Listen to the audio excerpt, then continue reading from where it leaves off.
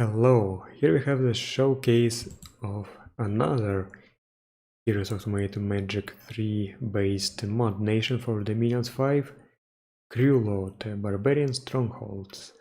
It is based on the Stronghold town from Heroes of Might and Magic 3. It is one of my favorites in the original game, but here I'm not a big fan of it, but I've heard people say good things about it. So let's take a look at the nation. First, our starting site. It produces fire, air, earth and nature gems. And now let's take a look at the units. Oh, by the way, can you see this eye on the flag? It is ripped from the floating eye enemy from Might and Magic 6. You know, the one that gives the players PTSD. Anyway, we have goblins who are just humans with green skin, because goblins in Might and Magic are not small, they are on par with humans, and these ones have maces and wasteland survival, because Krewlod is a desert. There's nothing to talk about here. Then we have hobgoblins who are armored a bit better and have formation fighter, and they have better skills. Orcs. They have voice and survival, they are ambidextrous. They dual wield axes and they have throwing axes as well, because remember they were ranged units in Heroes of Might and Magic 3. They aren't armored very well, but I guess if you buff them, they can chop decently. Then we have the Ogre Brawler, who is, well, just an ogre with voice and survival, berserker, and a great club. He is size 3 with a large number of hit points, strength, and barely any armor. He is basically a slightly modified ogre. You know, the one that you can summon. Then we have the Ogre Raider, who has armor, decent armor, an even better club and pillager. And he is not berserk. These ones are actually dangerous. They are good. They cost a lot, but they're probably your main troop. Then we have the Wolf Riders, who are mounted goblins with broadswords, some armor, pillagers, and quite good skills, as you can see. Also, if the rider dies, the wolf keeps fighting, so it's a temporary death shape. And they are also very fast. And then we have our capital recruits. We have the Cyclops Hunter. Is this... Oh, this is not an area attack. This is just a Cyclopean rock. The Cyclops Hunter can throw the rock and deal a whopping 35 damage. Has Wasteland Survival and Siege bonus. You know, remember in Heroes of Might and Magic 3, your Cyclopes could attack the walls. So that's why I decided to include the Siege bonus. And they are sacred as well. Then we have Cyclops Warriors, who are armored cyclopes with actual weapons. They are sacred and they still have siege bonus, although a smaller one. And they are very powerful. You can probably turn them into real beasts with some blesses. Commanders. We have the half-orc infiltrator, who is a spy, not a simple scout. Other than that, there's nothing else to talk about here. We have the Goblin Lord, who is our basic commander, basically just the reskinned independent commander with Wasteland Survival. Then we have Orc Chieftain, who is better, who dual wields access, has throwing access, and can lead 60 troops. Then we have the Wolf Raider, who can lead only 40 troops, but he is mounted. So maybe if you need some fast attack parties. Ogre Chieftain is an even better leader. He can lead 80 troops. He has the Skull Club, which is a magic weapon. Some decent armor. And then we have our mages. First we have the Goblin Battle Mage, who has 2 levels in one of the elemental paths and a rare random in also an elemental path. And he has magic weapon and no armor at all. So he really is just a battle mage, but what kind of battle mage depends on your luck. Goblin Shaman. Nature 1, Holy 1, and sometimes Nature 2. It's a priest, supply bonus, and healer. Priests are not very good here. And we have Ogre Mage Apprentice. The appearance is based on the Ogre Mages from Might and Magic 8. Fire 1, Air 1, Nature 1, 1 guaranteed, Elemental Random, Wasteland Survival Supply Bonus, and a Magical Skull Club. And our capital mage, the Ogre Mage. Fire 2, Air 1, Nature 2. 2 randoms, 1 guaranteed, Elemental Random, 1 guaranteed, Air, Water, Earth random, and sometimes a Nature random. They are very good mages. And they can get access to some very nice cross paths. Just great overall. And we also have the Cyclops King, a capital only mage, Mage Priest, who has access to Astral Magic, Astral 3, Holy 2, and 2 levels of either Fire or Earth Magic. He is sacred, has Fear, Wasteland Survival, Siege bonus, Fortune Teller 5, but he's not good at researching. But I think this is a good thug chassis. So you can gear them out and send them into battle and just be afraid of magic duelers. Okay, our national pretenders.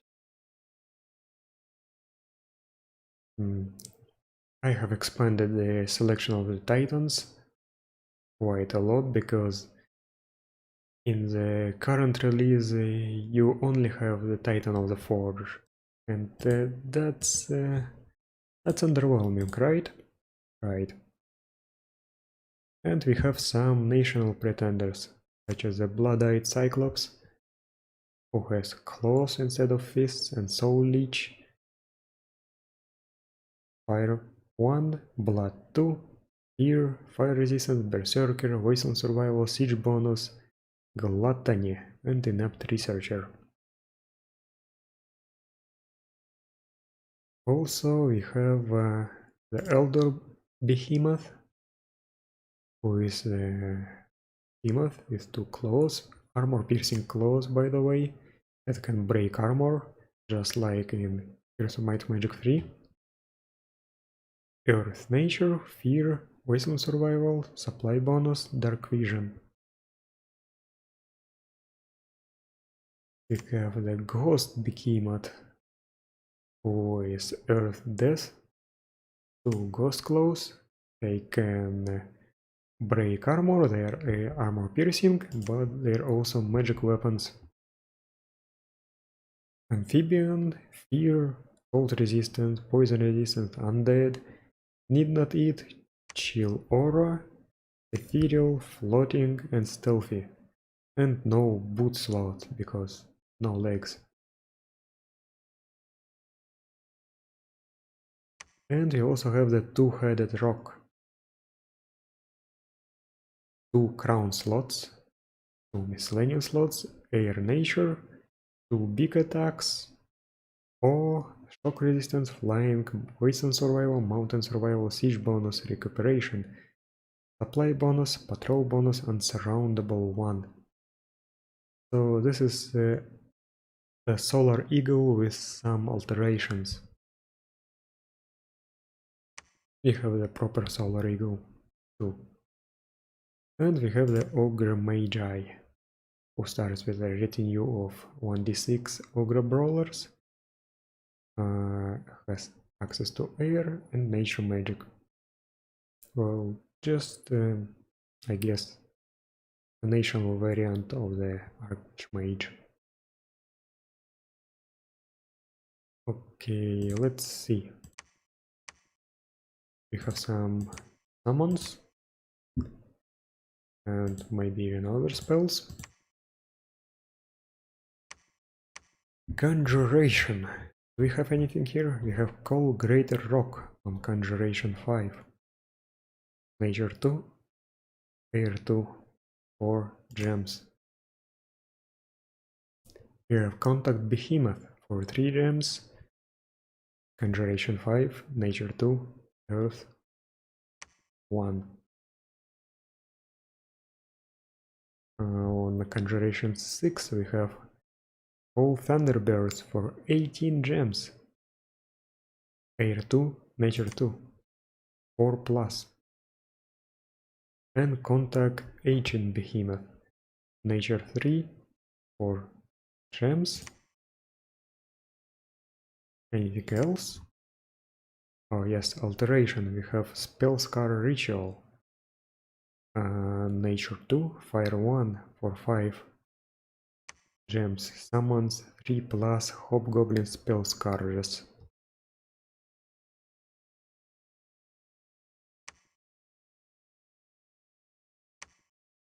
Okay.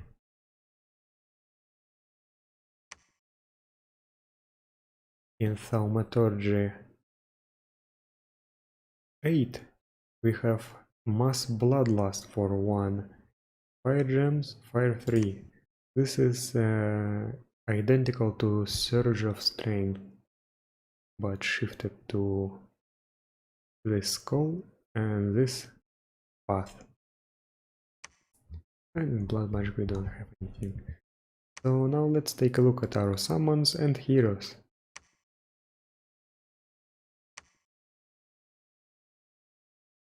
Where is it?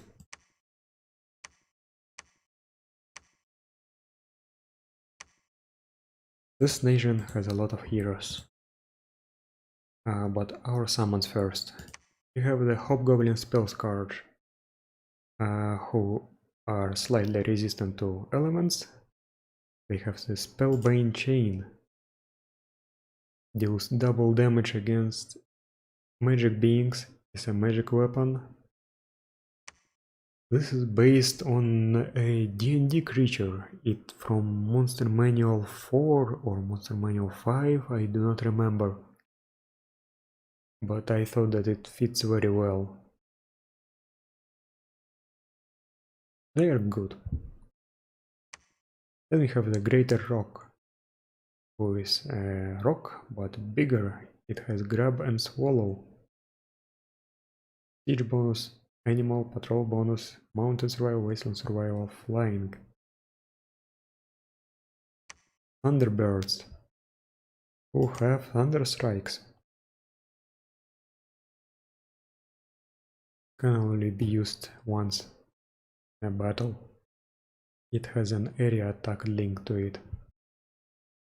Shock resistance, magic beings, storm power, storm immunity, of course. Normal behemoths. 2 behemoth claws, we have inspected them already.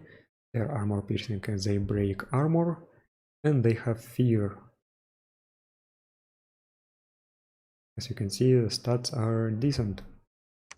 Ancient behemoths have better fear, they have patrol bonus, dark vision 50, and even better stats.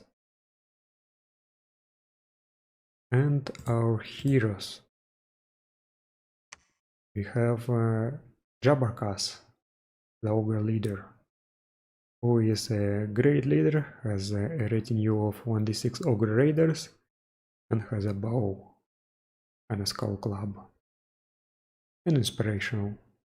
Not very interesting, but just an extra commander.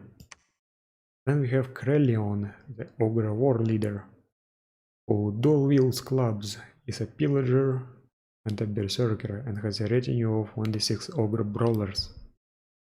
Of course we have Yogg, the half genie, who has an ancestor sword. It's a magic weapon with lesser fear attached to it. He is a great air mage because, you know, he is a half genie. And I should probably make him younger because he is old. I will fix that. Of course we have Tarnum, who is basically the main character of the Heroes Chronicles. He has access to all the elemental paths, Sword of Swiftness, has a retinue of barbarians, inspirational, he is old, I should fix that as well, and he is immortal.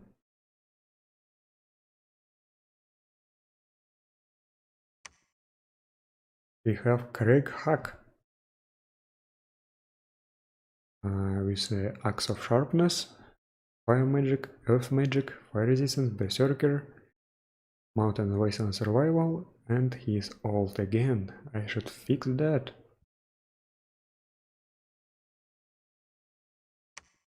Then we have Kilgore with a Sword of Frost.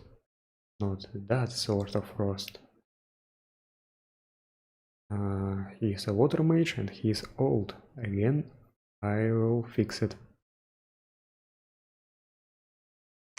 And we have the multi-hero, the Goblin King, with a fire shortbow, fire sword, and some fire magic. Just an additional mage. You can't complain about it. And that's all we've got here. So thank you for watching and see you later when we take a look at Tatalia, fortress-based nation.